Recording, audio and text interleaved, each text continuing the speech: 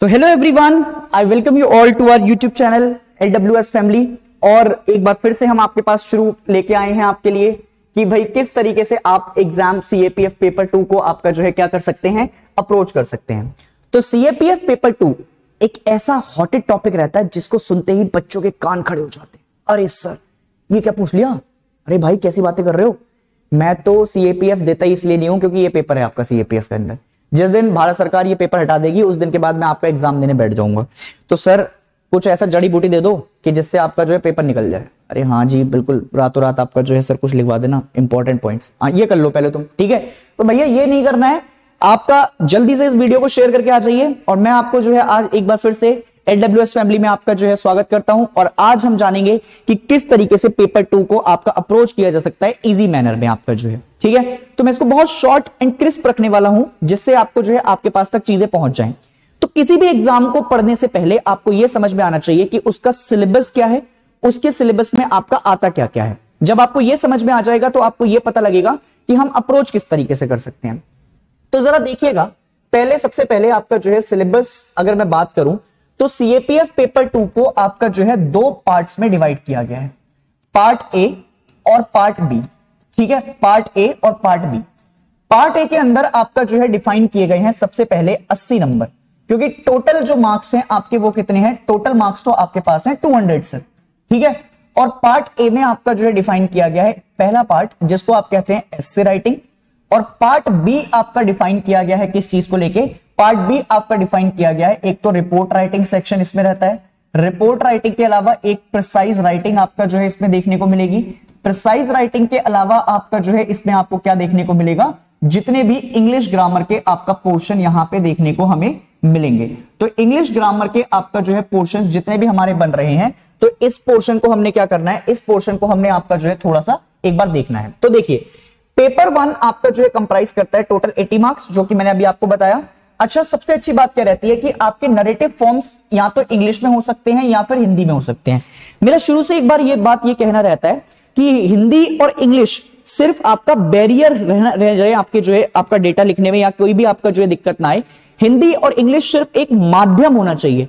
Either you write in Hindi, either you write in English, your thoughts and ideas should be very much clear that whatever you want to write it should be understandable and it should be in a very easy manner that examiner should be in a such a condition कि वो आपको number लिख के आपका देने के लिए बिल्कुल बैठा ही रहे कि यार इसे 10 में से 5 नंबर तो दूंगा ही दूंगा इसमें से, चाहे ये कैसा भी आपका लिख के आए। क्योंकि लाइटिंग एक जो है ना वो स्किल है, लिखना एक कला है, ठीक है।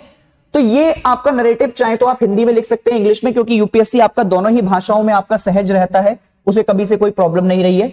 और इनमें टॉपिक्स देखिए बहुत डिफाइंड मैनर में आपका लिखे हुए हैं। देखिए या तो वो ज्योग्राफी से आपका कोई ज्योग्राफी पूछ लेगा करंट में, पॉलिटी में आपका कोई अगर टॉपिक चल रहा है, जैसे ज्योग्राफी का अगर करंट में कोई टॉपिक चल रहा है तो वो आपसे पूछना चाहता है व्हाट इज द स्टेप्स और what are the steps, what are the steps, एक मिनट दीजिएगा, ओके देखिए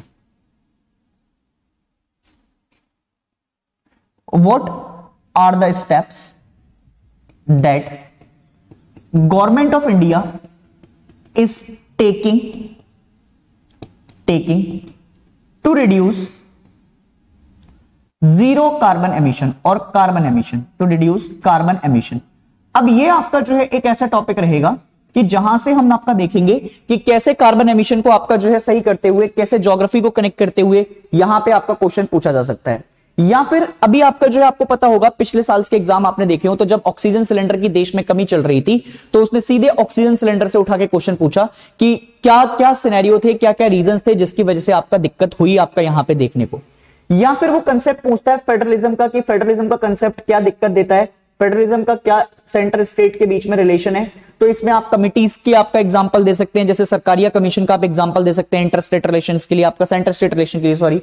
और फिर उसके बाद देखिए उसने मॉडर्न इंडियन हिस्ट्री को कितना प्रिस्क्राइब कर दिया है कि वो सिर्फ आपसे क्वेश्चन पूछ रहा है फ्रीडम स्ट्रगल के। देखो जरा, अगर आप इसको देखेंगे तो जरा यहां देखें इंडियन मूवमेंट में आपका वो कहां से जा रहा है। देखो कल्चरल हेरिटेज को भी वो टारगेट कर रहा है, एमिनेंट पर्सनैलिटी किसी के बारे में पूछ सकता है, और करंट अफेयर्स तो आपका बिल्कुल सागर है, जितना डूब सको उतना डूब लो।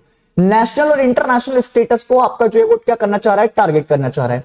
और इसके अलावा अगर कोई टेक्नोलॉजी है जो आपका बहुत इमर्जिंग है, जैसे मुझे इस साल आपका एक क्वेश्चन जो आता हुआ दिख रहा है वो वेब 3.20 टेक्नोलॉजी के ऊपर आपका बात करती हुई चल रही है। वेब 3.20 को आपका या तो वो टारगेट करेगा या फिर 5G टेक्नोलॉजी के ऊपर वो आपसे क्वेश्चन पूछ सकता है। ये दो क्वेश्चन मतलब मुझे लग रहे हैं कि आपका साइंस एंड टेक्नोलॉजी फील्ड से अगर वो पूछेगा तो वेब 3.0 या 5G टेक्नोलॉजी को वो जरूर टारगेट करना चाहेगा, क्योंकि ये इमर्जिंग टेक्नोलॉजीज हैं और इनके बारे में बात हो भी रही है निरंतर देश के अंदर।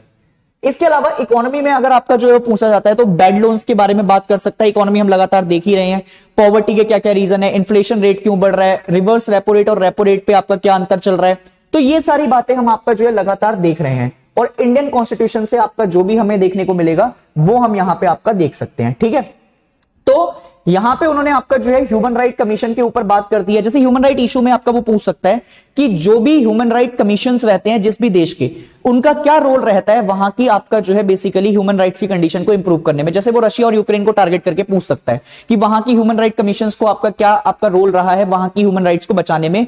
और इसीलिए इस साल के नोबेल प्राइज भी दिए गए हैं ह्यूमन राइट कमीशंस को रशिया और यूक्रेन की। सिविल लिबर्टीज ऑर्गेनाइजेशन अगर आपने नाम सुना हो तो उनको आपका जो है अप्रोच किया गया है। ठीक है, इसके अलावा हम प्रिसाइज राइटिंग और आपका लैंग्वेज स्किल्स के ऊपर बात करेंगे, जिसमें लेटर राइटिंग फॉर्मेट आता है। और अगर आप देख पा रहे हो तो आपको जो है इंपॉर्टेंट डायरेक्टली कॉन्स्टिट्यूशन जैसे वन वर्ड कॉन्स्टिट्यूशन, सिनोनियम, एंटोनियम, ये इसमें एक टॉपिक नहीं रखा जिसे हम कहते हैं एक्टिव पैसिव। तो एक्टिव से पैसिव कन्वर्ट करवाने में भी वो आपका जो है कभी कभार क्या पूछ लेता है, क्वेश्चन पूछ लेता है। अब मैं आपका जो है मेरा सवाल ये है कि ये एग्जाम अप्रोच कैसे किया जाए। देखो स्ट्रेटेजी क्या रहेगी, मतलब मेरे हिसाब से जो आपका स्ट्रेटेजी हम बनाएंगे बैठ के, तो मेरी और आपकी स्ट्रेटेजी को सबसे पहले क्या करना है। देखो एक शब्द होता है जिसे हम कहते हैं मेहनत, ठीक है, और इस मेहनत से आपका जो है बड़े बड़े अच्छे आपका जो है चीजें वापस आ सकती है। तो मेहनत मुझे और आपको दोनों को मिलकर करनी है, तभी आपका जो है सिलेक्शन होगा। अगर आप 100% दोगे तो मैं 200% दूंगा। ठीक है, तो हम दोनों मिलकर करेंगे, क्योंकि मेहनत आपका जो है बहुत जरूरी है किसी भी एग्जाम को। तो देखो हमारा टारगेट कैसा होना चाहिए। देखो जनवरी से एक रेजोल्यूशन लेना है आपने मेरे साथ मिलकर, मैं और आप मिलके एक रेजोल्यूशन पास करवाएंगे। रेजोल्यूशन क्या पास होगा कि हमको एक आपका जो है आइडिया लिखना है या फिर आपका आदत डालनी है। किस चीज की आदत डालनी है सर? आपका जो है बेसिकली लिखने की। एक तो इंडियन एक्सप्रेस हमें पढ़ना है, और इंडियन एक्सप्रेस को आपका जो है हम कैसे पढ़ेंगे।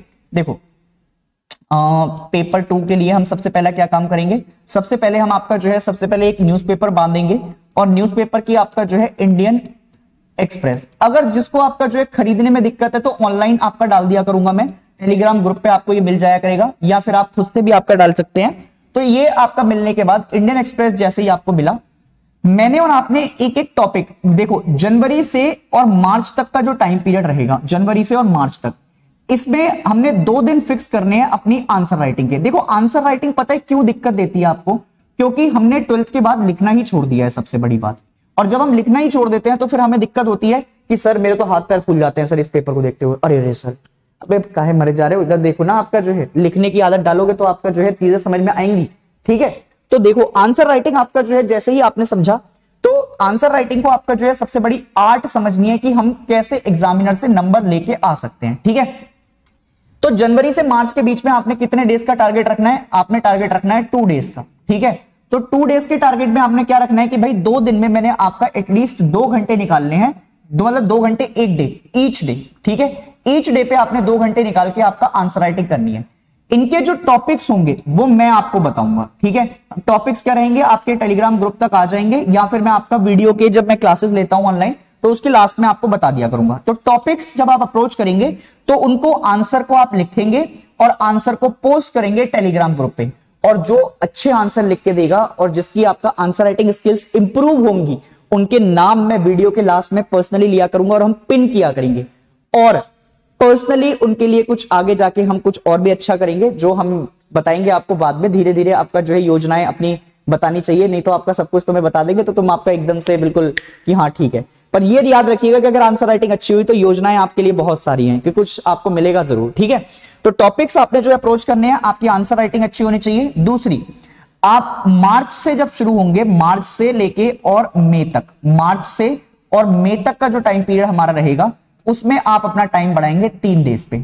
3 डेज को आपका जो है मतलब 6 घंटे मुझे एक हफ्ते में आपका चाहिए आंसर राइटिंग के ऊपर।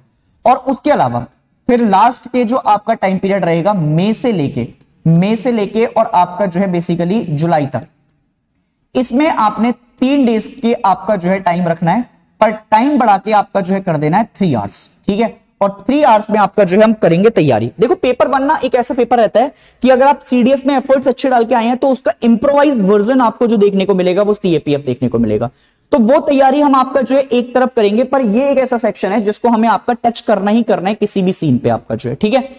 तो अब देखो जरा स्ट्रेटेजी क्या रहेगी इसको लिखने की। देखो स्ट्रेटेजी मेरे हिसाब से जो आपका रहती है, जो बड़ी ही प्रैक्टिकल थ्योरी है, जो मैंने आपका खुद से अपनाई हुई है और खुद से आपका लिखी भी है, और ये बहुत 110% काम करेगी। बस शर्त यह है कि आपको मेहनत करनी पड़ेगी, ठीक है। अगर मेहनत करने से क्योंकि देखो मेरे सॉल्यूशंस जो होते हैं ना वो थोड़े से आपका जो है मेहनत करने वाले बहुत रहते हैं कि मेहनत करनी पड़ती है और बच्चा मेहनत करने से ही भागता है। पर जिसने मेहनत कर ली ना, विश्वास मानो कि सिलेक्शन तो पक्का है और सिलेक्शन से रैंकिंग की तरफ आप जाने लग जाओगे, ये मेरी बात मानो। क्योंकि आंसर राइटिंग ऐसी अप्रोच रहेगी जैसे आपका जो है, देखो सबसे पहले मानो कि मैंने आपका जो है बात की किसी भी टॉपिक के बारे में, तो किसी भी टॉपिक को 4 पार्ट्स में तोड़ा जा सकता है, 4 पार्ट्स में। देखो 4 पार्ट्स में कैसे तोड़ेंगे, सबसे पहले आप एक पार्ट बनाते हैं जिसको कहते हैं इंट्रोडक्शन, ठीक है। इंट्रोडक्शन आपका जो है मैक्सिमम कितने लाइन का होना चाहिए, इंट्रोडक्शन मैक्सिमम आपका 2 to 3 लाइंस का होना चाहिए। 2 to 3 लाइंस में आप क्या क्या बताएंगे, देखो सबसे पहले तो आपने डेफिनेशन बतानी है किसी भी टॉपिक की, और डेफिनेशन को बताने से पहले आपने क्या करना है, डेफिनेशन के साथ साथ आप ये बताएंगे कि डेफिनेशन तो मैंने लिख दी सर, अब डेफिनेशन के बाद आपने ये बताया कि उसको क्या आपका जो है बेसिकली किस तरीके से अप्रोच किया जा रहा है, या उसको क्या अंडरस्टैंड आपका जो है आ रहा है मुझे उस स्लाइड्स में, ठीक है। तो ये वाली जो पॉइंट्स रहेंगे, अंडरस्टैंड क्या किया आपने, अभी करंट में आपका क्या चीजें दिख रही है मुझे, क्या आपको जो है समझ में आ रहा है उस टॉपिक से, ठीक है। उसके अलावा दूसरा जो हमारा पॉइंट रहता है, what is the current scenario, ठीक है। करंट सिनेरियो क्या चल रहा है देश के अंदर। देखो इस टॉपिक से ना, इस सॉल्यूशन से, इस अप्रोच से आप किसी उस टॉपिक को भी अप्रोच कर सकते हैं जो आपको नहीं आ रहा है।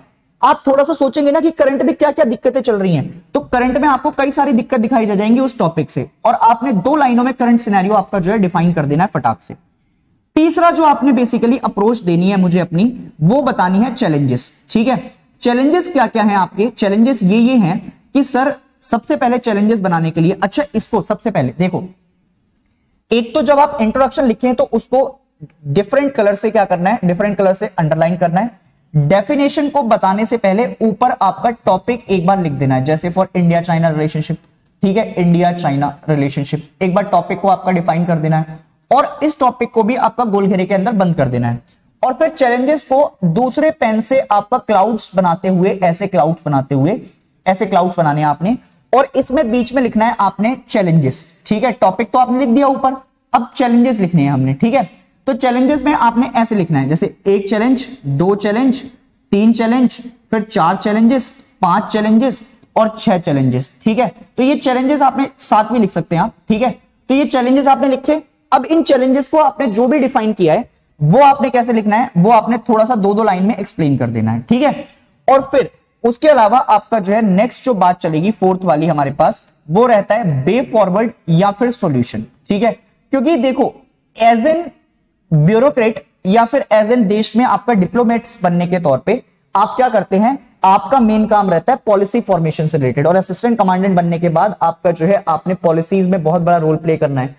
तो इसलिए वे फॉरवर्ड में आपका जो है आप अच्छे सॉल्यूशन लिखें, ऐसे सॉल्यूशन जो प्रैक्टिकल हो, और अगर कोई सॉल्यूशन ऐसा हो जो आपने अभी तक सुना ही नहीं है, जो कहीं पे आया ही नहीं है, वो लिख दें आप जो है। मेरी बात मानिएगा, अगर आपके दिमाग में कोई ऐसा सॉल्यूशन आता है जो आप देना चाहते हैं सरकार को, तो ये सबसे सही टाइम है, क्योंकि यहां पे आपकी आंसर राइटिंग चेक हो रही है, और जो आंसर राइटिंग चेक कर रहे हैं वो आपका सरकार के दिए हुए आपका जो है अपॉइंटीज हैं, तो वो क्या पता आपके थॉट्स को इंप्लीमेंटेशन सुन के आगे अप्लाई करें। ये वो टाइम रहता है जहां पे आप अपने विचारों को, आप कहते हैं ना कि हमारी बातें कौन सुनता है, आपका जो ये सुनते हैं आपकी बात, यहां लिखो ना अपने विचार, कुछ ऐसा आपका थॉट्स है जिससे आप रेवोल्यूशनरी चेंज लेके आना चाहते हैं, वो लिखिए आप यहाँ पे, या फिर गवर्नमेंट ने कोई एक्शन लिया है तो वो लिखिए आप यहाँ पे। तो ये एक आपका जो है बड़ी प्रैक्टिकल सी अप्रोच रहती है, जिसको मैं आपका जानना चाहता हूं, मैं बताना चाहता हूं। दूसरी एक बात, सबसे पहले ना आपका जो है ये जब आपने बना दिया, तो इसमें ना मैप्स की बड़ी इंपॉर्टेंट भूमिका आती है। जैसे फॉर एग्जांपल अगर आपको लगे कि कोई टॉपिक ऐसा है कि जो मेरे पास अप्रोचेबल है, जिसपे मैप बना सकता हूं मैं, तो उसको मैप से जरूर डिफाइन करें। और मैप आपका बताने के तौर पे इंडिया को सेंटर में रख के आपका बाकी जगह आपका फिर चलते जाएं, यूरोप में जाएं, फिर आपका नॉर्थ अमेरिका जाएं, इंडिया से आपका जो है पर्सपेक्टिव थोड़ा सा समझा दें। अगर इंडिया ना समझवाना चाहे तो फिर सीधे आपका जो है बेसिकली उसी पॉइंट को टच करें जहां का वो मैप है, ठीक है। जैसा भी आप टेढ़ा तिरछा आपका जो है बनाने की कोशिश करें तो उस मैप को आपका थोड़ा सा डिफाइन कर दें, जिससे क्या हो, जिससे आपका जो है थोड़ा सा एग्जामिनर इन्फ्लुएंस हो जाए और नंबर के तौर पे आपका ज्यादा नंबर आपको दे दे। और इस पेपर में अगर 200 नंबर का पेपर है तो मैं ये मान रहा हूं आपसे कि एटलीस्ट 90 नंबर के प्रति, 90 से 100 नंबर के प्रति हम आपका जो है हम चल रहे हैं। 100 से ऊपर का जो मेरा टारगेट है वो आपका जो है मेरे पास से रहेगा कि हाँ 100 से ऊपर वाले बच्चे आपका लेके आऊं, पर 100 से नीचे किसी बच्चे के मेरे पास से ना आए। तो ये मतलब एक टारगेट रहता है। और 100 से मतलब 80 नंबर का अगर मेरा आपका ऐसे है तो 80 में से कम 50 नंबर का हम टारगेट रखेंगे। समझ में आ रही है मेरी बात? तो ये आपका बहुत आसानी से हो सकता है, क्योंकि अगर आप इंग्लिश अच्छे से आपका पढ़ लेंगे, इंग्लिश और आपका प्रैक्टिस राइटिंग वगैरह के तौर से आपका जो है रिपोर्ट राइटिंग या फिर प्रिसाइज राइटिंग आपने अच्छे से टारगेट कर लिया, तो ये टारगेट करने का आपका सबसे बड़ा रोल ये रह जाएगा कि 120 में से यहां पे 80 नंबर आराम से टारगेट हो सकते हैं। अगर 80 ना हो तो कम से कम एटलीस्ट 70 का तो टारगेट रहेगा ही रहेगा। और 80 में से अगर तुमने 50 नंबर यहां टारगेट कर लिए तो 120 110 का जो आंकड़ा है ये हमने टारगेट करना है, विच इज गुड इनफ मेरे हिसाब से, जो आपका टच कर सकते हैं आप, ठीक है। तो ये रहा हमारा आपका जो एक स्ट्रेटेजी सेशन। अभी हम और बात करेंगे कि क्या क्या बुक्स पढ़नी चाहिए, क्या क्या आपका जो है कहां से पढ़ेंगे। बट एक रेजोल्यूशन है जो मेरा और आपका है, वो है ये कि न्यू ईयर से हम आपका जो है क्या करेंगे, न्यू ईयर से हम आपका इस बार इंडियन एक्सप्रेस पढ़ना शुरू कर रहे हैं और हम आपका जो है टॉपिक्स के तौर पे आपका लिखेंगे। और हमें इस बार अपनी एनर्जी को बहुत बूस्ट करके रखना है, जिससे हम क्या मिले, जिससे हमें आपका मोटिवेशन मिले। टिल देन पढ़ते रहिए। गुड नाइट, जय हिंद, सबको आपका जो है बाय बाय। मिलते हैं फिर अगली क्लास में। टाटा।